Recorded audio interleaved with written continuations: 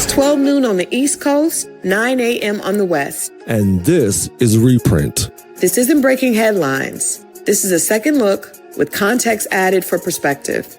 This is Reprint, edited after the headlines.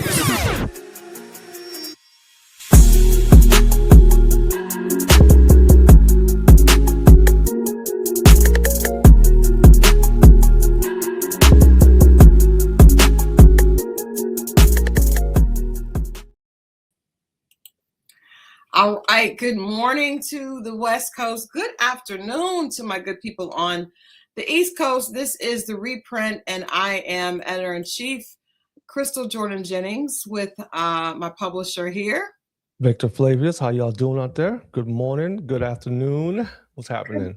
Hey, good morning, Victor. How are you out there in sunny LA? Good. Great weather we're having out here today. Woke up this morning, went to the gym, got my morning started early. Yeah, I mean, gotta stay healthy. Health is everything, We have to be mindful of our energy and our time. So we gotta start our day in positivity. How's your morning going? Or your afternoon, I should say. My afternoon. It is going well. I had last couple of days have been busy. I have had a week. I did SCAD TV Fest with client Chili and Matthew Lawrence this past week. And then yesterday I sit in on The Pulse, which is our Fox affiliate. We do a 30-minute show that talks about pop culture. Well, not even just like what's going on, right? It's like it's social news. So I get the chance to go into Fox a couple of times a month and hang out with the broadcasters there. It was interesting. We talked about Valentine's Day because we know Valentine's Day is coming up next week. And we also talked about the fact that a lot of people are now, not only do we see a rise in children living with their parents a lot longer than usual, but we also see parents moving back in with their children more than in years past. In years past, we see people would put their, maybe have to put their mother or father or grandparent in a assisted living space. But we see that due to rising costs, healthcare, and different issues, a lot of people don't have that, or maybe they don't want to, and they actually are moving their parents in with them. So, and for me, that's definitely something. I moved my mom in with us last year, and not because not doing well. She just lived really far from me, and she's 76 years old, and I wanted to have her closer. But it's interesting because, there were a lot of people that were saying that their parents were 85, 95 and still living on their own. So to your point about health is the most important thing, Yeah. People think you got to go to the gym and lift all these heavy weights and stuff, but it pretty much science has been shown that if you in your 40s and 50s work out regularly and lift, normal things, do squats, do normal lifting, 20 pounds or whatever, your basic day-to-day stuff. If you can lift a bag of groceries from your car to your doorstep, or, your pet, or a chair or whatever, practice doing those things. If you can do those things, then in your 70s and 80s, you'll be a lot better because you have more muscle and, stuff like that. So, yeah. Yeah, I will say my mom, she is 76 and she goes to the gym 3 times a week. That's what's up. Miss it. She does not miss the gym. She has they give them silver sneakers membership, so they can go to the gym for free at, I think, Planet Fitness, and she definitely takes advantage of that offering all the time. So Smart that's woman. good. I mean, yeah, definitely. She's always been, my mother's always been someone that worked out all the time. I saw that example. I have to do better. I have no excuse. I saw it constantly when I was coming up. We got a lot. There's a lot happening. We got a big show today, a lot of topics. I'm going to start with a kind of like a question I think that comes up a lot with people that are successful, that reach a certain point of success. We started out talking about families, and so there's been news headlines of the rapper Glorilla. She's had enormous success as of late, and her sister that we see right here is accusing her. Her sister's name is Scarface Woods. And she is accusing her of abandoning their family. She's publicly urging Glorilla to give each of her 9 siblings $2,500, saying family support should be a priority. The clip sparked a social media backlash and a broader conversation about wealth, responsibility, and family expectations. I actually saw Scarface on TMZ yesterday talking about, just really blatantly saying that she believes that her sister has a responsibility to take care of their family. She said that Glorilla was supposed to retire their mother, but their mother is still working. I think she has like a UPS or something. She works, her mother goes to work every day, and she was upset about that. It was just interesting to see, because Harvey asked, do you feel like she just is supposed to take care of you? And her sister said yes.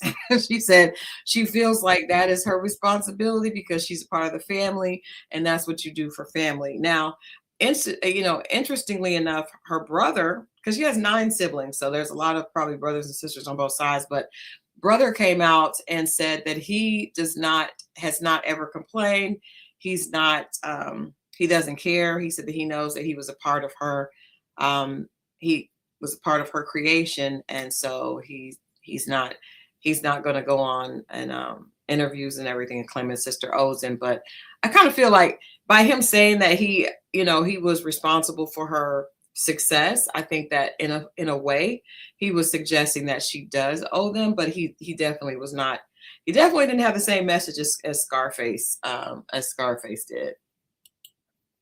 Okay, so my take on this whole Glorilla situation, we don't know what her contract is. We don't know how much money she has. A lot of times, well, we know for a fact that in the music industry, there's a lot of smoke and mirrors. There's a lot of stuff that the label puts the artist in: homes, cars, jewelry, clothing, travel, and all these things are in a budget that the artist doesn't necessarily touch. They just are part of it, So if Glorilla has $1 million contract, she probably making, a couple $100,000 or whatever the case is. Now, what she makes on her shows, that's different. We don't know what her budget is or the contract is. We don't know what her overhead is. We don't know anything about her financial situation other than what she portrayed in her videos. Right. So for her sister to come out and say these things about her sister, it just shows the lack of information that she has for her sister, because a lot of these artists are struggling. We saw back in the 90s when TLC got on stage and said, hey, we're the biggest selling platinum artist group of all time, and we're broke. We all made $30,000 a piece. Like, what's happening? So we see these things happen all the time. Right. So for her to get on to TMZ and say these things, also on TMZ, I saw the clip where they were asking her if Glorilla had $2 million, how much money that should they get? And she said $2,500. So clearly, if you said $2 million of money that I have, and I'm giving you something, you want $2,500 is going to make you whole. There's a problem right there. There's a mental problem going on right there. Well, what that tells me is that you're going to $2,500 me to death. So you're going, because she's given them money before. But when you look at a number like that and you say you only want $2,500, that lets me know you're thinking about right now. And as soon as you run through that $2,500, next week you're going to reach out again and again and again. Like I said, you're going to $2,500 me to death. So it's interesting because I don't think, if my brother hit it big, I think that if a family member wants to help, that's great, right? And that's great. But I don't know that just feeling entitled, and also not only feeling entitled, but going to TMZ to talk about this and basically to bring bad publicity to your family member that can ultimately hurt their career just for the sake of getting $2,500 is strange, because that means you're angry and you're willing to destroy my public reputation and potentially hurt my career for $2,500. That lets me know that the pettiness has no end. And this is just something that is going to continue to happen. So $2,500, I would never, I would almost suggest, if I were, in her camp, like, just to shut this up, do what you're going to do the entire thing, and then just stop. And that's sad, because it's why a lot of times when people become successful, there's this enmity between them and their family, because a lot of times family members feel entitled not just to what you give them, but to a piece of what you have in perpetuity, right? Like, I want you to keep taking care of me, because the sister, Scarface, said that she really feels like her sister has a responsibility to take care of the family. And when you think about that, 9 siblings and a mother and a father, so that is 11 people, in addition to herself and whatever she's doing, that she would have to fund at their discretion for the rest of her career, is not fair at all, And what if the mother and father didn't want to be retired? I mean, we use that term loosely in these times, but we live in different times. Back then, maybe sort of, but retired, it's some people want to work. Some people want to work in the 60s and 70s. Some people like working in the 60s and 70s. And I've seen people retire at 70 and die right after they retire. So what if the mom and dad say, hey, I don't want to be retired, but this is something that we only see Scarface Woods talking about. And it's very, like you said, I could see now also, I could see if she was on TMZ saying, hey, I presented my sister with a business plan of opening this business, and she didn't even flinch. She didn't try to support. I'm going to do it myself. I just want to let you guys know, nothing, but you bring in bad publicity to the whole family. You have 10 siblings. I mean, yeah. 10 siblings. What is she supposed to do with 10 siblings? What are you supposed to do with him? And I think, we got to think about the word retire. Like, ultimately, Glorilla's mother could be in her 50s, really. I mean, 50s True. or 60s, right? So that means to retire her and her father would mean to take care of them for the rest of their life, which could be another 40 years, right? So retire someone means that they don't have to work. You take care of their food, their utilities, their home, their taxes, their gas, that is a huge undertaking. And I don't, Glorilla's career is still very new. Very, very new. She's not Drake. She's not Kendrick. She's not, she's very new. And, we know that there are other people taking a bite out of that pie. But I think that the idea, and it's sad because, I've worked in entertainment for many, many years, and there are many, many families that, split over money. And I think that just feels like if you could want to destroy me, because I can see if you're upset, but for you to take it to TMZ and to the public audience, that to me says a lot about the character, that you don't really understand what family is supposed to be about, because you're willing to destroy me over the fact that you feel like you're entitled to my money. And that's unfortunate. But like I said, you see a lot of families have issues, and you see a lot of people no longer speak. I think Mariah Carey is one of the people that has a famous rift. Her and her sister do not speak, I think even her mother, like, this happens a lot, and success and, money and access end up breaking up a lot of families. So, interesting. Yeah, it is. Speaking of families, I'm just going to go here because it's this story on Sir Cam Newton. Cam has been in, Cam has a new show on BET that is kind of like, I feel like it's like a sports version of 106 in Park, right? So it's like, that's kind of the vibe here. But recently, and we also know that Cam has been in the news because of his extra curricular activities. He has quite a few children with a couple of women, a few women that he's not ever been married to. And that's a conversation that has been a topic on his show and a lot of other people's podcasts, just this idea of men creating broken families by choice. And so I just feel like it's very just knowing what his stance has been, that he hasn't had a choice, he didn't start out, wanting it to be a broken family, but he also doesn't feel any type of responsibility to marry the mothers. But hearing now that he says that after looking at his finances, at one point in his prime, he was making about $1 million a week, $1 million a week in the NFL, but adjusting to life after football has been humbling.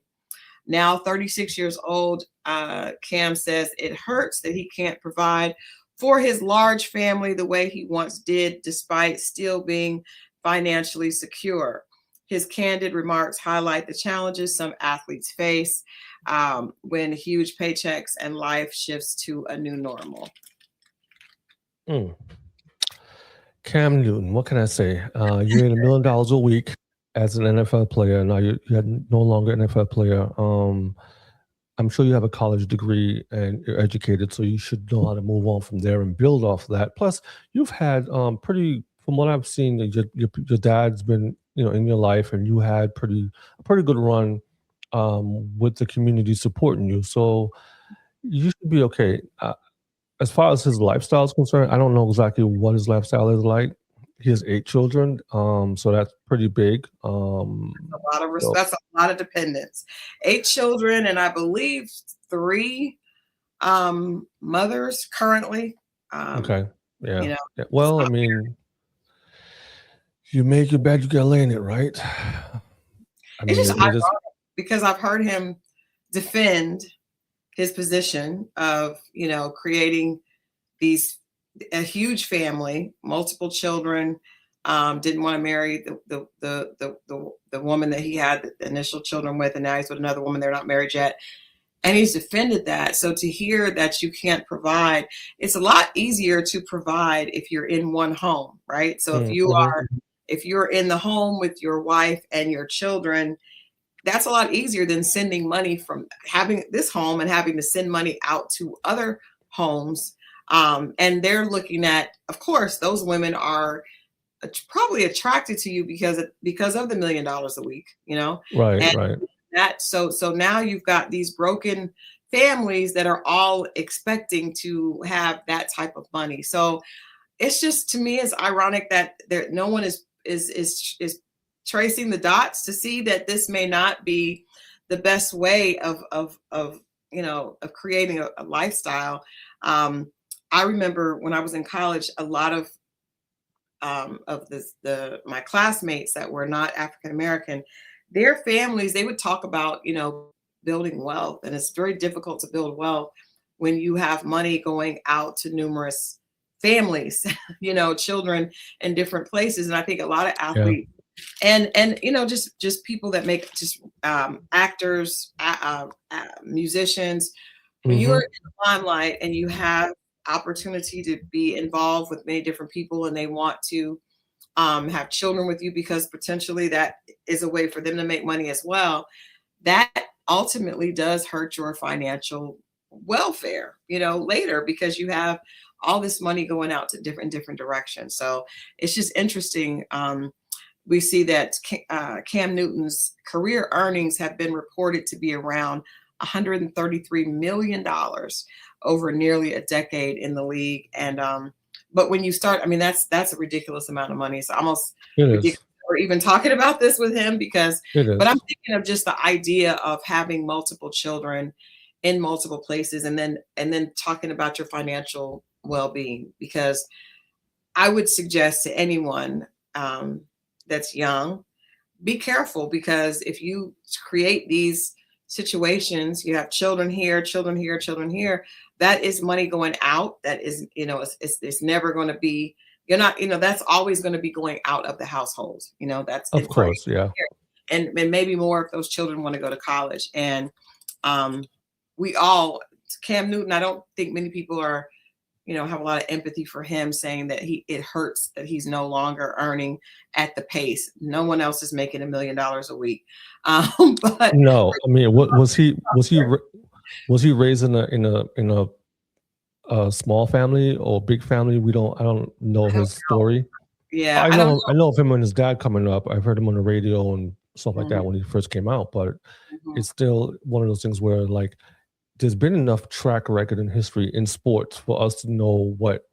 I'm not a really big sports guy, but I know Wilt Chamberlain. I know I've heard stories about these other players, Michael mhm, Jordan, and all these different players that have, you know, large families and multiple wives and children and whatever. mhm. So it's not like not common. You know, you hear about it a lot. So for him to be in this position and say, "Oh, I didn't know," or "It's hard," and well, you know what, Not really. par for the course. We're going to focus on other issues, but I do Yes. think young people should pay attention to that, and just in Hmm. case you don't make $1 million a week, which most people $1 will not. million a week. Come $1 million on. a week is unheard of. But for you to make, at whatever you make, if it's $1 million a week, if it's $1,000 a week, if that money is dispersed in many different directions to many Hmm. different households, that's really going to hurt your Of course. line. You know what I mean? Um, Yep. so it's proof that he is definitely not. He has no context, and I guess maybe if I made $1 million a week, I may not have context either. So, Plus, he was really young when he came out. So when you're a child and you become an adult, a young adult, and you're spending money, you have a certain lifestyle. You're not looking forward to 50 and 60. You're like thinking about now. Think yeah. about when you're 20 years old. You're thinking about now. You're like, well, I can do that later. My Mhm, body's great. I could run through everybody. I'm a superstar. People mhm, love me. I'm getting everything I want. So mhm. this is not going to stop anytime soon. Now Yeah, you're 30 and it's still going on. So, it's part yeah, of his life. Yeah. that's true. And I guess at $1 million a week, that's so much money. That's so much money that it would be difficult to spend like that. That would probably be difficult to spend. So the idea of understanding what that context is and what that's going to do for your daily life Hmm. is there's so much excess, right? That you Yeah. wouldn't. And I think that, there are a lot of people that aren't earning that much, but I think when you have money and it's not an issue, you're not thinking that it's one day going to be an issue, because Right. it's just, especially when there's an excess like that, so it is, but I do think it's a cautionary tale If you for. invest if he took 1 week and invest a week every month, Mhm. he would have been straight. The money investment could have been, Well, I think he is straight. I think Kim yeah, is yeah, straight. I think he's just talking. I think he likes to yeah, yeah. but Headlines. yeah, he likes to talk. He and Nick Cannon have been a part of this conversation of having um, multiple children outside of your home, right? And so, because Right. Nick Cannon has them spread over quite a few homes, and that Right. has Yeah. to be quite expensive, So, and I know a lot of athletes have that. We see Cardi B's boyfriend, Stefan Diggs. Stephon Yeah. Diggs, had 4 children this year. 4 children this year, 1 with Cardi B, 3 with other women. So we look at that when he stops making, I mean, he's obviously going to earn for a while, God Hmm. willing. But when that money stops at that level, he's going to have to figure that out. And then also, these women with these children, there's going to have to be, figuring out for me, and then also figuring out how do I continue to keep these children and these women at the life that they've been accustomed to while I've been, Exactly. Super Bowl. He's going to the Super Bowl. We don't know if he's going to win the Super Bowl, but Yeah, he's going. Yeah. he's He going to said the it. Super Bowl. Yeah. I want to go next to this is a very sad story here. We see that the Today Show co-host Savannah Guthrie's family has been issuing pleas for the safe return of her 84-year-old mother, Nancy Guthrie, who disappeared from her Arizona home earlier this week. In a new video, her brother Cameron, pictured here, directly appeals to anyone possibly holding their mother to make contact and prove that she is alive. I believe that there was a report that said that there was some blood seen someplace, I guess, leaving the home. That yes, blood found at her home has been confirmed as Nancy's, and her pacemaker maker data stopped syncing shortly after she was last seen, fueling concerns about foul play. I cannot imagine. I just cannot imagine. This is I've been watching the story because it's just so heartbreaking. I'm hoping that they do find her mother, but I guess as hours and days go by, people, becomes less and less likely that they would find her safe. A $50,000 reward is being offered for information leading to Nancy's recovery or the arrest of those involved. Family, law enforcement, and community members are urging anyone with information to come forward. Oof. I saw something on the news this morning where they was saying, well, not news but social, that this is tied to the Epstein files. Like the sister and what's the lady's name again? Savannah were in the files. Savannah is in the Epstein files, and it's tied to that some way or the other. And that Savannah gave her sister the voice to come out and speak about against it. And there's supposed to be some type of reckoning video coming out or something on that level. So I think this might be all tied into that from what I'm hearing. I'm still doing my research on it, but yeah, so far is what I heard. Yeah, I mean, something is definitely going on. There's definitely something, something happening that is definitely really sad. Savannah has stepped back, of course, from her professional duties, including coverage of the Olympics, to be with her family. Colleagues from the Today Show and supporters across the country have publicly rallied around her and her family, offering emotional support. I just, we saw Wednesday, we talked about entertainer, DJ, Lil Jon's son. Yeah. And unfortunately, as of now, he is still reported missing.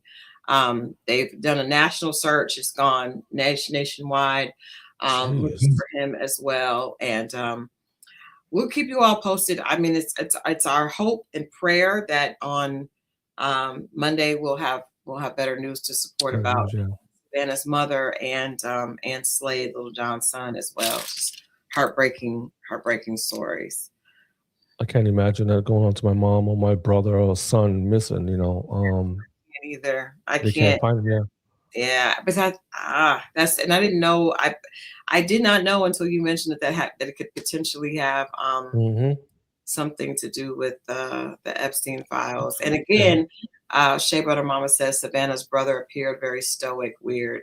I think that you just never know how people are going to respond. You don't know how people are going to. How people respond when they're going through pain, I don't, so I try to be very careful about comments, thinking that way, because you just don't know how people deal with grief or deal with fear.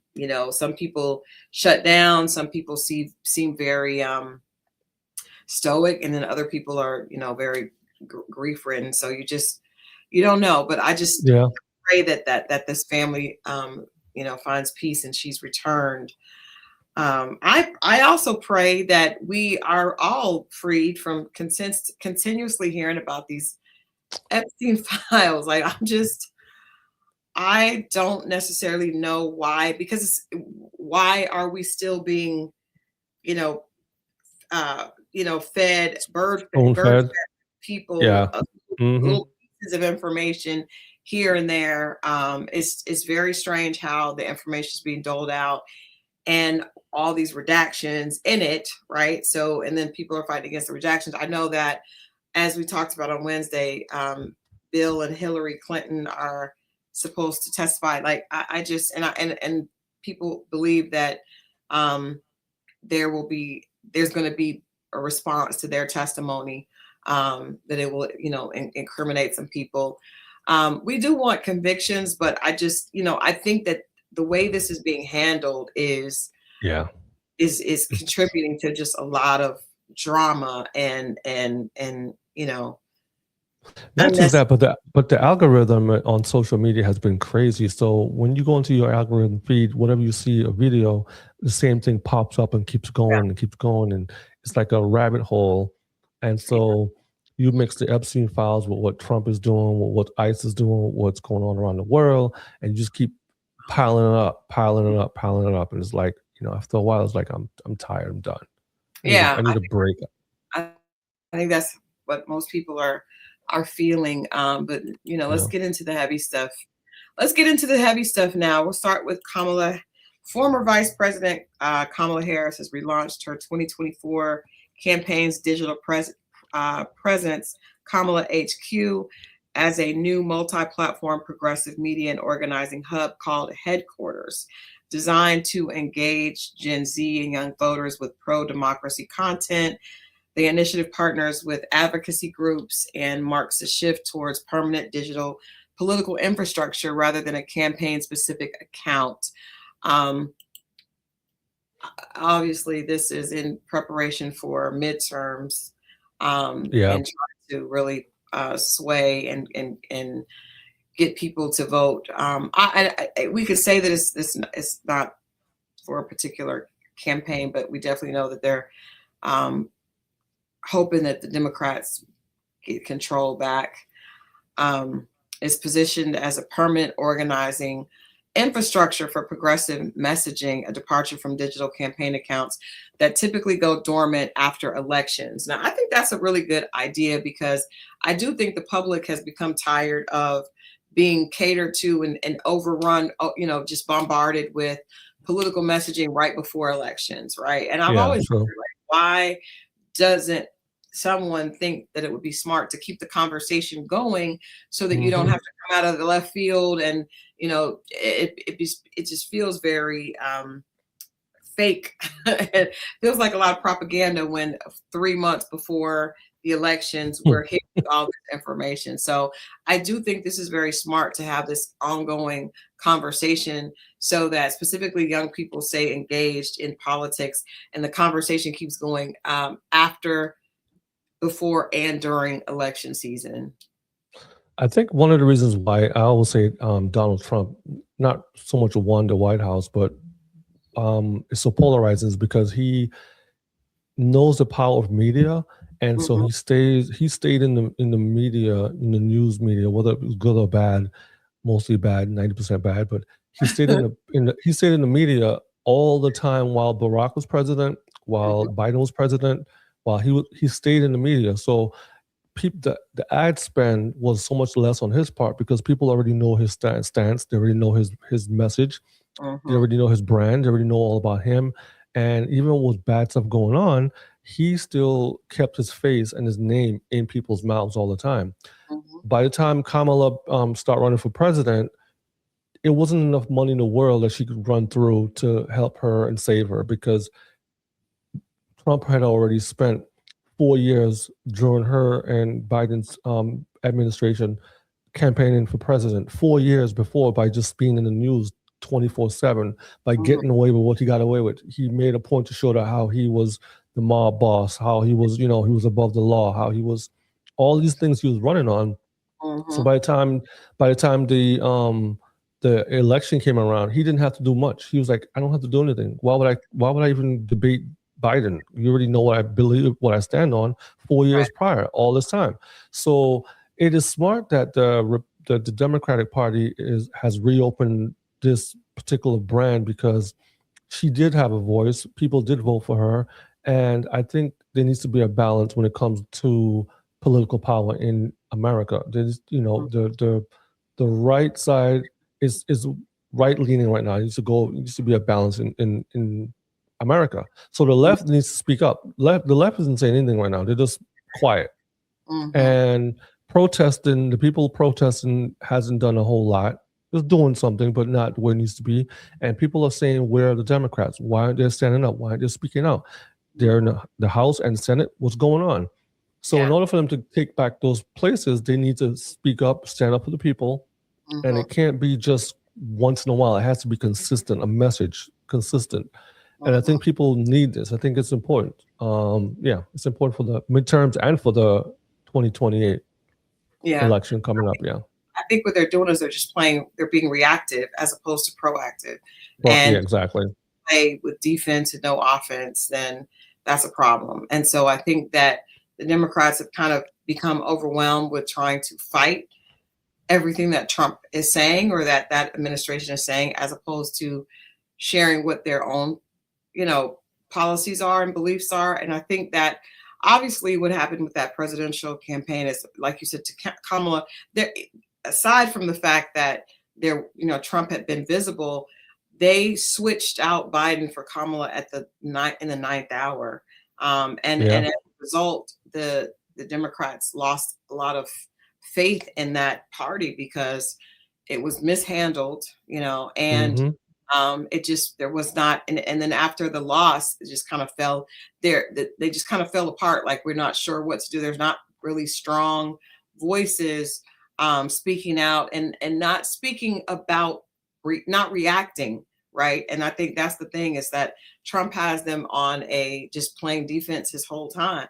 And so that's why we see them saying, okay, this is wrong. Yes. But what do you believe? You haven't had any time to really just talk about what their beliefs are, what they're pushing for and all that. It's all been, attacks against this. And so it's working, because I've even, spoken to people that say, the Democrats really need to do kind of like reset and figure out, get some strong party voices and start building that back up. And I don't think we've seen that, as of yet. They need to be visible. Where are they? Where are the Democrats? They're not visible. They are playing defense. They are trying to, every time Trump does something, he gives them something to work on, and they don't get a chance to focus on themselves. But I think this is a good, this was a great start, having this starting point. Having this Kamala HQ. I don't know if it needs to be. I would love to see something that was more just Democrat driven. But this is definitely a good start. A good start. But speaking of more Trump information, conservative group Turning Point USA is staging an all-American halftime show to air opposite the NFL's official Super Bowl halftime show, headlined by Kid Rock and featuring country artists like Brice and Brantley Gilbert. The alternative performance is framed as a patriotic and family-friendly counterpoint to Bad Bunny's official set, reflecting ongoing cultural and political divisions over entertainment and identity in American media. This is disgusting to me.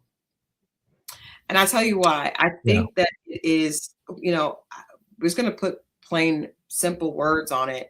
It is a whitewashed Super Bowl performance. It's like, we want the American values, and that is represented by Caucasian people, because it's a difference in the messaging, right? Because I saw that Kid Rock is not someone that I would necessarily think would be family friendly. He has lyrics talking about, underage women and hitting on underage girls. There's a lot. Rock and roll was built on underage girls and rock stars. That's the culture of rock and roll. And he was kind of like a country hybrid of country and rock. And he definitely has lyrics that are not family friendly. I'm not familiar with Brice or Brantley Gilbert, but to say we need a separate Super Bowl performance that represents all American values. Faith, family, faith and family. That's not faith and family. Where? It's just white. I'm just gonna say it's just white. It's white. And we don't want anyone that is a minority. We don't want any Black or brown people. We don't want any. And I don't think it's the same thing when you're talking about race and culture and gender, but I think that they're trying to whitewash everything and have it look a certain way with no LGBTQ, no people of color, no minorities. I'm surprised there's even a woman in this. I'm surprised there is a woman, because I really want to be. I think one of the guys is Black, isn't it? Brantley Gilbert. He looks like he's mixed or Black. Brantley Gilbert. I think he might be the one at the top. He might be. But it's not even that. I look at Kid Rock started out as a a hip hop, a rap and country person. Yeah. A country, hip hop, rock, a Run DMC style rapping, whatever. He's known for that. There's video floating around of him performing at one of those Turning Point USA performances, and he's rapping all his lyrics in his songs or whatever. And the audience is, with JD Vance and his wife in the audience, and they're like, cheering him on. But to have it on TBN, TBN is the Trinity Broadcast Network. Trinity Broadcast Network, which is a supposedly Christian evangelical platform, says a lot.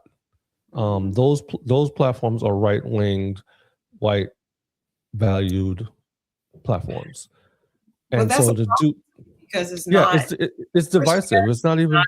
Christianity is not a color, and it's not. And unfortunately, they're painting a picture that Christianity as a religion, the identity is this right wing political. Well, message. It is in this country. When you say that word, it's national white, I know, conservative, and that's what they call it. So if you look at the halftime show coming up, I mean, and to say Bad Bunny isn't, but all these artists, I don't know what their lyrics, all of them are, but I'm sure they have the same lyrics that Bad Bunny's rapping about.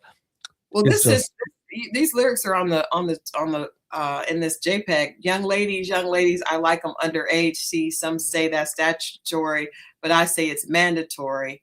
My story ain't that complex. 240s in a Rolex. So that's basically that's the opposite of promote. That's the same thing that R. Kelly's in prison for right now.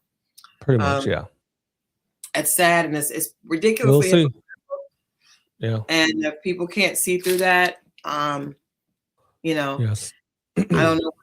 Turning Point USA. Turning Point USA is the one that's promoting this and putting it on. Yep, and that's where we are. So it's going to be on. This alternative show will be streaming on social platforms like YouTube, X, and Rumble, as well as TBN and Charge and the National News Desk. That is really it's just promoting divisiveness in this country, and that has been, to me, an underlying theme of this administration is divide the country, a cultural and political pushback. It's very unfortunate. Moving forward in that same vein, Senator Ted Cruz has taken aim at Netflix after Billie Eilish used her Golden Globes acceptance speech to criticize the company's decision to drop a documentary about Hurricane Katrina. Cruz sent a letter demanding answers, questioning whether the speech violated Eilish's contract with Netflix and urging the company to respond. The exchange underscores ongoing tensions over creative expression, corporate decision-making, and political pushback. Billie Eilish has been very, very vocal. We saw her. We actually have her speech at the beloved community awards during Martin Luther King weekend. When she spoke out about ICE and hate. She did that, of course, again at the Grammys, and that's what is causing this backlash. I admire the fact that she's young, she's successful, and she's using her platform to get a message across because she knows people are listening. She doesn't do a lot of interviews. She doesn't do a lot of talking. But for her to use those high-profile moments to speak about issues that are important to her and issues that she feels are important to her community, I think is admirable. But I do understand that when you are representing certain brands and there are certain, agreements in place, that there's tension between politics and then creators, right? About what is appropriate and how that can affect the bottom line. So I don't know. To Billie Eilish said, no one's illegal. No one's illegal on stolen land, right? She said no one's. Yeah. I don't see. She didn't say anything wrong. She said the truth. And so Ted Cruz, who to me, he is not a good representation of state of Texas. But to criticize her and her statement that she made, it shows that he's not even focused on his district or his state. He's focused on other things. And to ask the CEO of Netflix about the statement about stolen land, and the Netflix CEO said, "Well, I don't really know what's what." I'm like, it's history. Texas stole the land from Mexico. Like, what are we talking about? Right.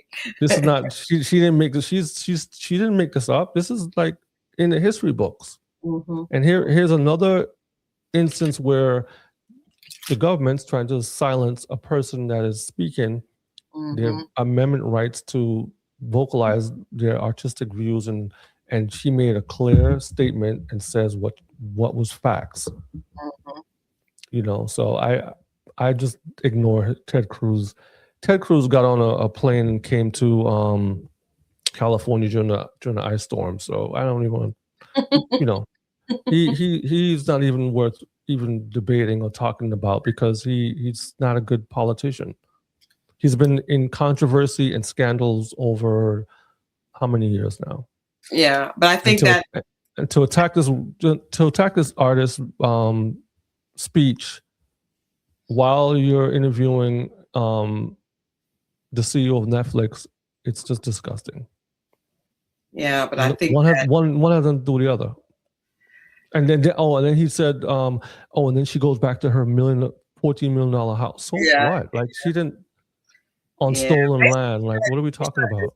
He's trying to discredit her comments by saying he can't relate. But he's totally, and the same could be said for him as well. But I do think because not only did Netflix take off the Katrina documentary, but also, did you see that Netflix moved Michelle Obama's documentary to the kids section? Yeah. Now, I did see that the documentary was watched more after the Melania documentary was released. You know, people were suggesting. I saw a lot of people suggesting, go watch if you want to see a real first lady, story of a real credible first lady, go watch Becoming. And I think that did work. I think Melania's documentary did drive up the numbers for Michelle, but why would they put it in the kids section? That was very strange. I don't know. I know that there's nothing about Melania that I need to know about. She not to hate on her, but let's look at her as far as what we know. She didn't do anything. She didn't do anything when she was president's wife the first time. So what makes me want to see her the second time? And we know visibly in the campaign when he was running for president, she wasn't really there. She wasn't there. And what we saw of her, they were swatting hands away and all this other stuff. She doesn't. I don't know. Michelle Obama stands for a lot. We know what her message is. We know her background. Know where she came from. Know what struggles she came up on. She became president. She became the first lady, and we know all of the stress she was under as the first lady, from what she wore on a regular basis. Why are you spending all this money on what you're wearing? Why are you fixing your hair? They're focused on everything that Michelle Obama did. She changed the school's food to being better. Oh, why are you doing that? Our kids need, to eat, crazy stuff. Melania, what? Nothing. Clothes. But I mean, the only thing I think people really realize about her is that she's well dressed. She's well dressed. That's it. But why aren't people speaking about how much her clothes cost? They did for Michelle Obama when she became president, first lady. As soon as she came out, the first thing was, why did they spend all this money on her outfits? And conservative radio, the Sean Hannitys and all of those guys were like, why is Obama's wife spending all this money on clothes? Why every time we see her, she's in a new outfit and all this stuff? And now we have Melania, second time, and no one talks about her at all, how she dresses or what she wears. That's true. And the lavish money that they spend. lavish money that's consistently spent, Yep. and the lavish money that was spent on this documentary that no one is watching. It made $7 million. It said they spent 75 to make it. So it was a flop. And all of the videos I've seen was that people go to the movie theater and there's nobody in there to see it. Yeah, I don't even believe that it made seven. I don't believe that it made 7 No, million. I don't think so either. I think that is inflated by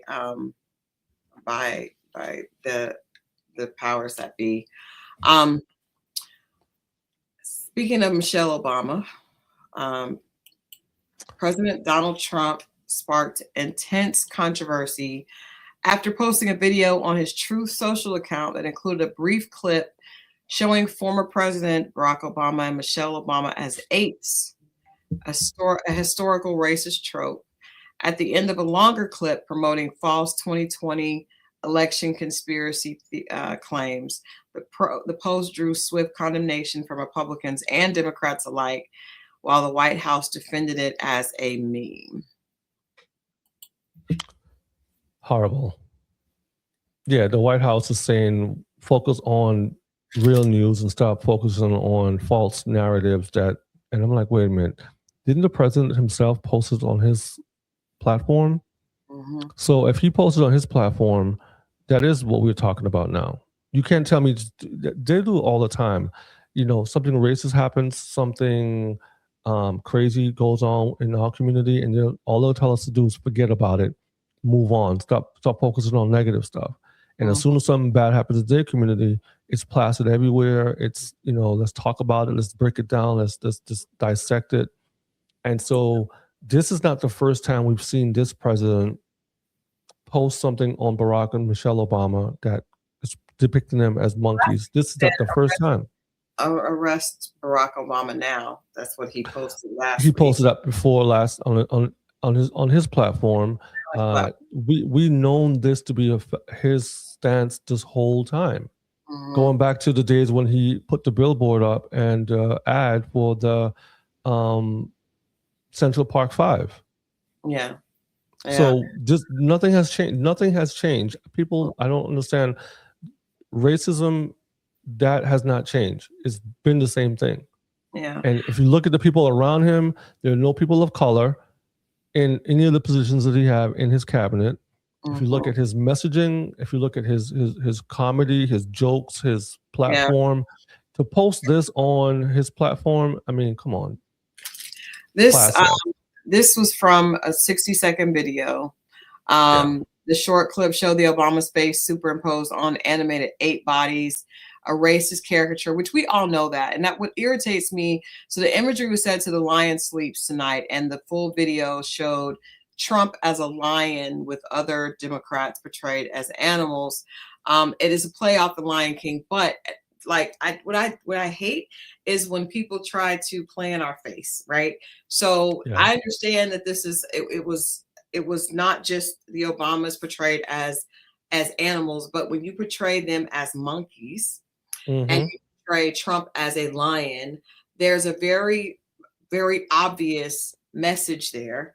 And we're not stupid. Like the fact that they're arguing this, is not something that's racist is ridiculous. Prominent figures from both parties, like I said, criticized the post. Republican Senator Tim Scott called it the most racist thing he'd seen from the White House and urged its removal. And thankfully there are some Republicans that are acknowledging it as being racist. And we understand, everyone knows what those images are. We're all aware of what a racist trope is. Democrats, including House Minority Leader Hakeem Jeffries and Senator Majority Leader Chuck Schumer, condemned the imagery as racist and demanded accountability. Critics said the use of this dehumanizing trope against the nation's first Black president and first lady was especially inflammatory during Black History Month. I don't care when it was. I don't care if it was during December. It is insulting, and it is ridiculous that this is where our country is. White House Press Secretary Carolyn Leavitt dismissed it as fake outrage and saying the clip was just a harmless internet meme. Oh, really? Okay. You said that people should focus on broader issues rather than the imagery. Broader issues. Okay. And Is meanwhile, there White House? What can we say? Yeah, it's disgusting. It's disgusting, and it's crazy that this is how the president of the country posts on his. I mean, it's unbelievable that we're at a point where before, I'm sure there are other people that that might have felt like that might have shared something behind closed doors. But the fact that this administration is so bold. But he did this before. This is not the first time. He did this before. He's the only one that has been like we've never seen a president. I'm not saying that there weren't other presidents that held racist beliefs and the way they handled the country, but we've never seen anything this bold and this in people's face. And it's just, I think that it's changing our country. I don't think we're ever going to be the same again. So it goes back to the question we asked before: where's the Democrats? And so we have 3 more years of this guy in office, and so far he's shown nothing but no restraint. He's just piling through it. It works. A couple weeks ago, he flipped somebody off. He said F you. So I mean, it just every day is something new going on. Every day he's then he's at the prayer breakfast, and oh my goodness, every day something's got every day. Just we have 3 more years of this, unless they impeach him. We're just in the first. We're in the first year. The Trump. The Trump administration also has unveiled Trump RX, a new website promoting President Trump's prescription drug pricing policies ahead of the 2026 election cycle. The site highlights efforts to lower medication costs, touting achievements and future plans, but critics argue it's more political marketing than meaningful policy transparency. The launch fuels debate over healthcare messaging and the role of campaign link messaging from federal offices. I believe he said that America was all going to be skinny because he was making Ozempic affordable. That's the way he announced the rollout. I saw that. Yeah, he actually has spoken out against Ozempic and said, made a joke about a friend that had it. But Ozempic is on this list of medicines that he's attempting to, or saying that he's responsible for lowering the cost. What do you think? If there is some good that comes out of that, because I do know there are a lot of elderly people that are unable to afford some of their medicine. I know them, personally. If Trump RX, which is so narcissistic, and just the very way that they roll stuff out, but if it did lower the price of some medicines, what would your response to that be? Okay, so first of all, most of these drug companies already made their money on the first round. When they do trials and they launch the drug at first at $1,000 whatever, a pill or whatever, they already set their bar so high that they made all the money that they could make. And then they turn around and set a time limit on the use of the name, and then it becomes generic, and then they trickle it down and they still make money. So this is all, this is just a show to me. Like, I don't see benefits here. If you want to bring it all the way down, then set the standard and let all the companies know that this is the price is going to be across the board. But you want to have a government linked website with your name on it, so you can say, I did this to bring the cost of prescription drugs down. And it needs to be fixed from the ground up. It does. Right? So bad food, high food cost. If food was more affordable, people would be less on drugs when it comes down to that type of stuff. Now, I know medications. Yeah. I know medications like, people need medications for like depression and whatever, anxiety or whatever they go through. So. High blood pressure, or that too. The elderly, are diabetes. Obviously, a lot of people are on Ozempic. There are some people that are on Ozempic or Wegovy because of diabetes, and the price was $1,000. If if you don't have health insurance, and it's now an average of $3.99 with in some people it's $199 depending on the dosage. I do think that I try to look at everything, from a unbiased viewpoint. So if something is going to help, I don't think that's a bad thing. But I do think it is being done as a marketing strategy. It's unfortunate that a marketing strategy is needed. Is what would make you want to help. I'm thinking of specifically the elderly that are dealing with this. There's a lot of people that have things that they need to. They've had heart issues. There's medication, and the medication is very, very, very expensive. And also Medicaid and Medicare coverage have gone through a lot of changes.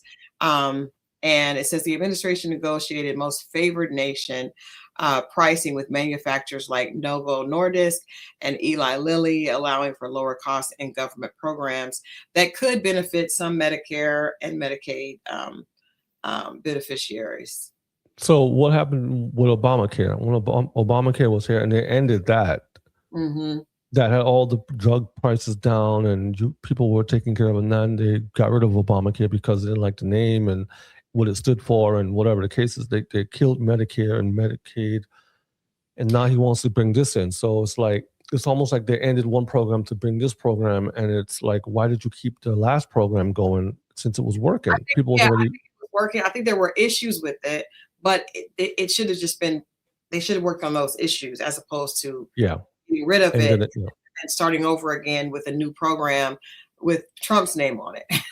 Why don't we just, so if in all this negativity, because what you said about like food and all that, I agree wholeheartedly. But the reality is there are people right now that need these medications. There are people right now that can't go back and change that, the diet is not going to help them because of how far gone they are. And so they need help. And my heart goes out to those families. I know a lot of, because if you can't afford the medication now, you just don't get it, and then your quality of life is, just in jeopardy health-wise.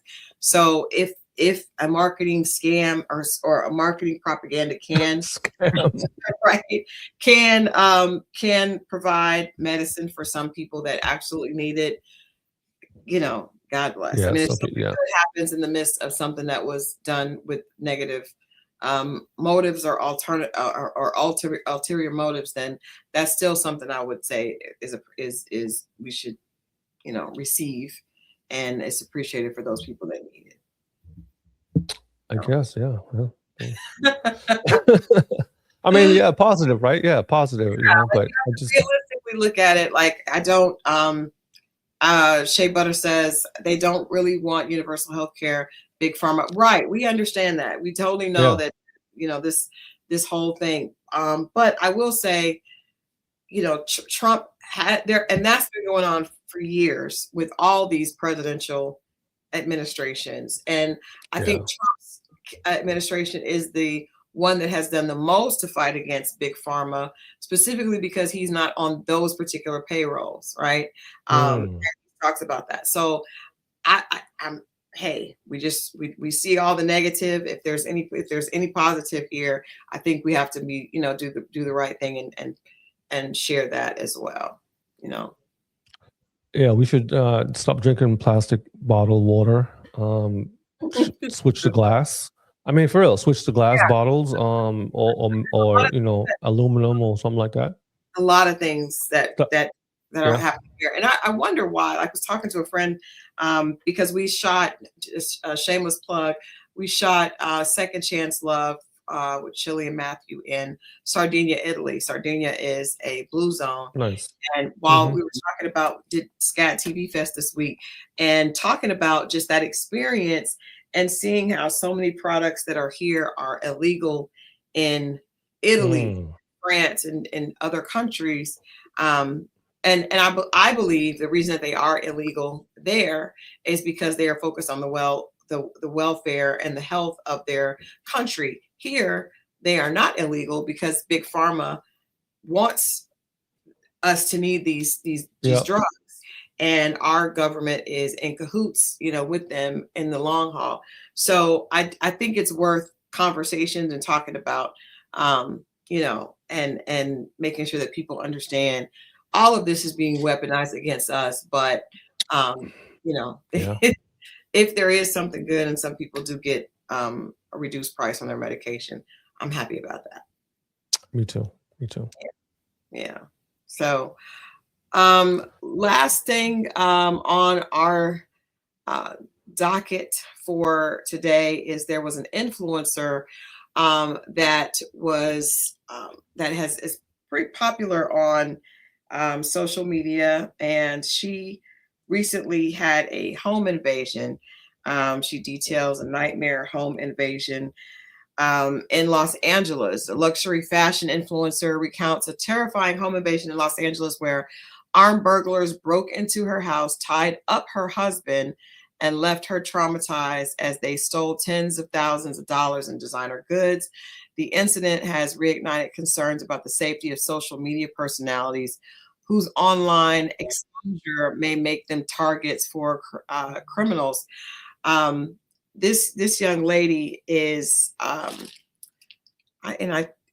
she has a social media platform based on being you know, having designer things and things that are very expensive, specifically handbags and things like that. But she said that she realizes that she put her family at risk because her family actually lives there in the home that was burglarized.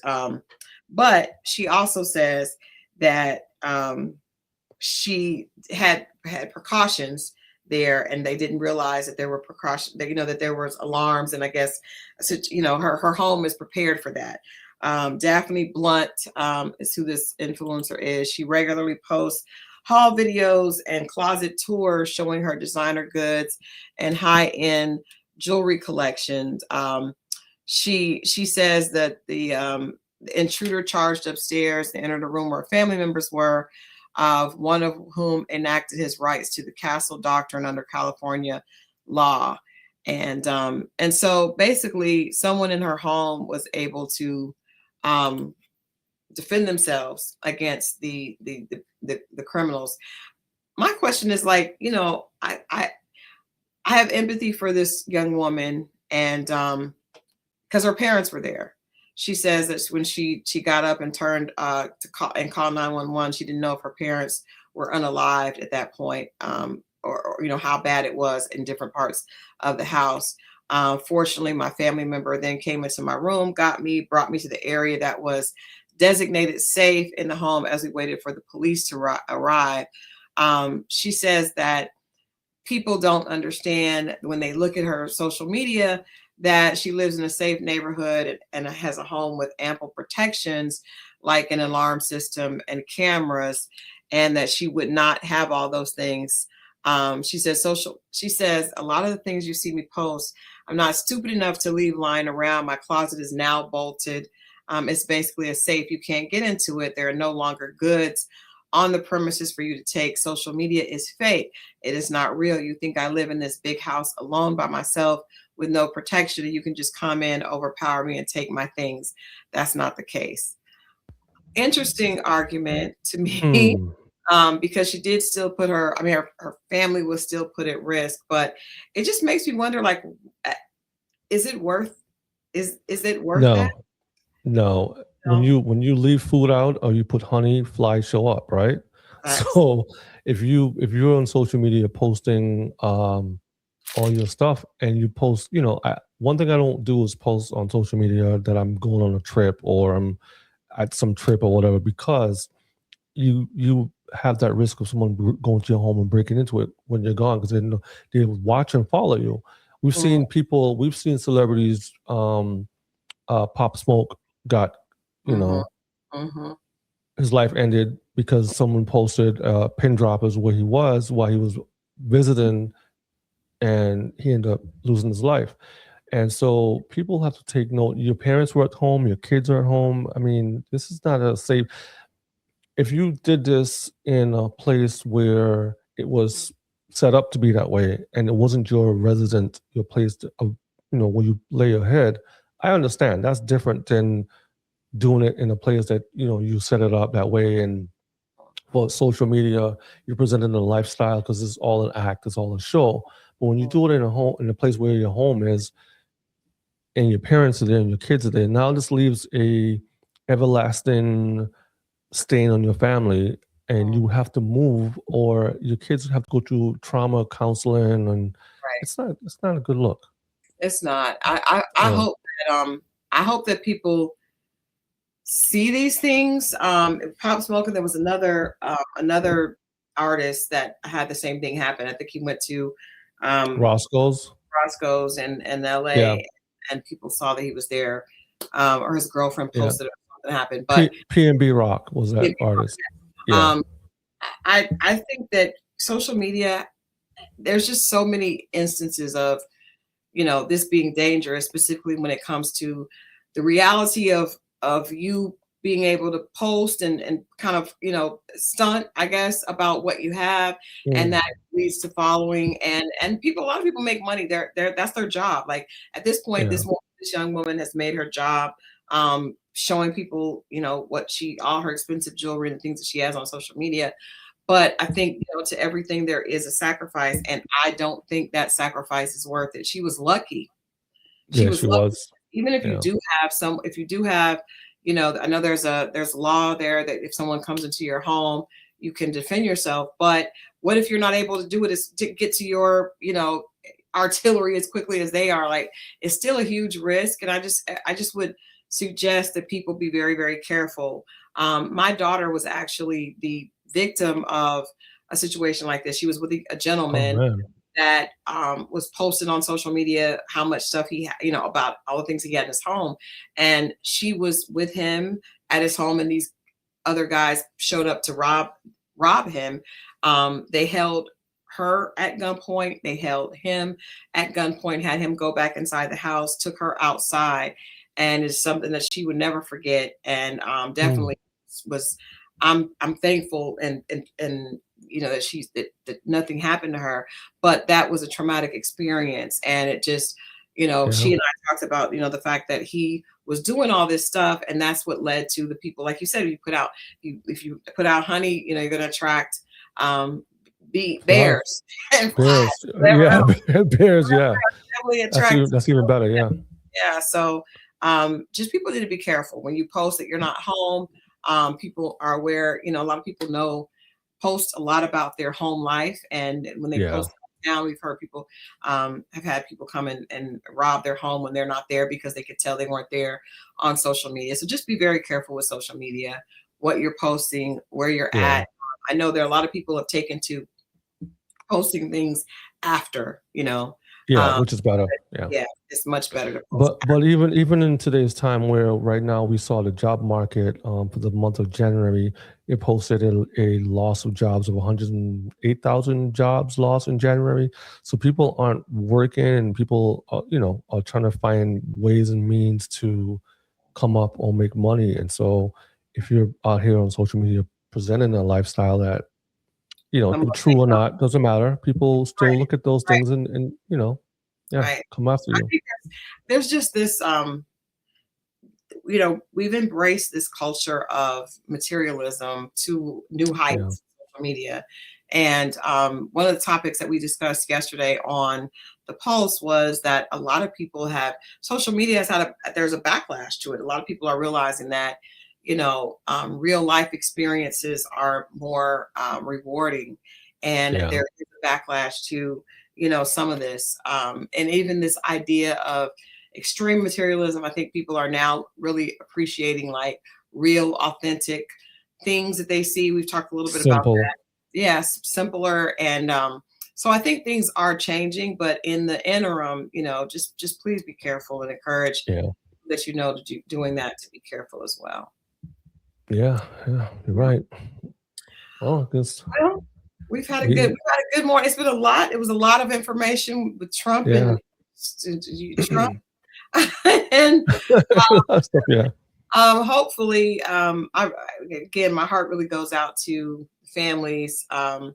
Savannah with her mother, and also again, for little John, if we just, you know, if you get a chance, say a prayer for both those Mhm. families and pray for the return of their loved ones. That's very difficult to deal with, and specifically to deal with it in front of, you know, The world, yeah. the world. Yeah. I'm gonna spend the weekend in outdoors as much as I can, Nice. in the sunlight as much as I can, Mhm. and recalibrating and resting as much as I can. You know, what about you? What you got planned this weekend? You know what? I think I'm gonna kind of take a break. I had a very busy week. And Yeah. so I know we've got some things I have some articles I want to get turned in today. And I think my husband has to work. And so I'm just gonna probably get some rest in, go hang out with the horses. We have 2 horses. We have a thoroughbred Oh, named beautiful. Cruz and a quarter horse named Zuri. And so I may go work with them a little bit. That's my happy place. That's where I kind of get a chance to kind of, Nice.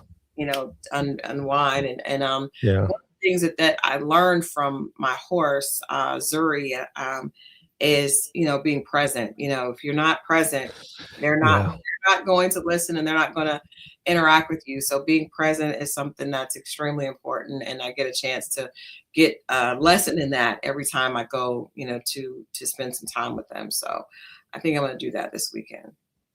Yeah, sounds good. We'll get back here on Monday and get back to it. Yeah. Yeah, I'm looking forward to seeing all you back here. Thank you if you're joining on X, if you're watched on Instagram or here on YouTube. We thank you for watching and look forward to continuing to build. Make sure that you visit lennoxandparker.com. We've got some great content. Subscribe.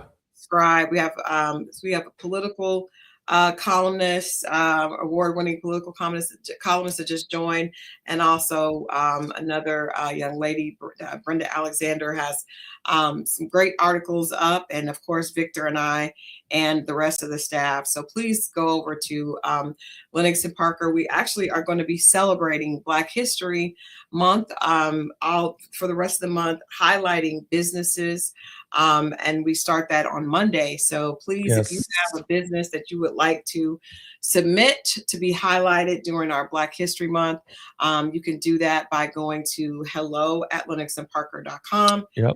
And submit your business. Again, you can go to hello@lennoxandparker.com to submit your business to be highlighted during the month of February. We are highlighting every Monday, Wednesday, and Friday Black businesses that are keeping our community moving forward. Remember to shop Redbox, right?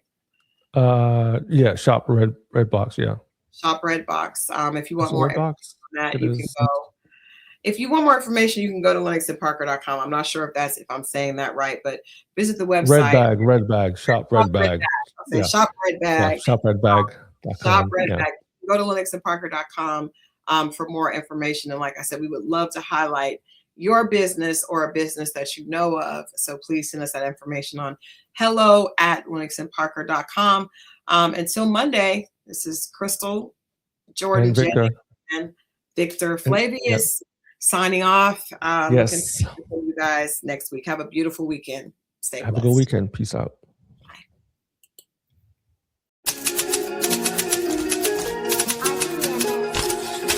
It's 12 noon on the East Coast, 9 a.m. on the West. And this is Reprint. This isn't breaking headlines. This is a second look with context added for perspective. This is Reprint, edited after the headlines.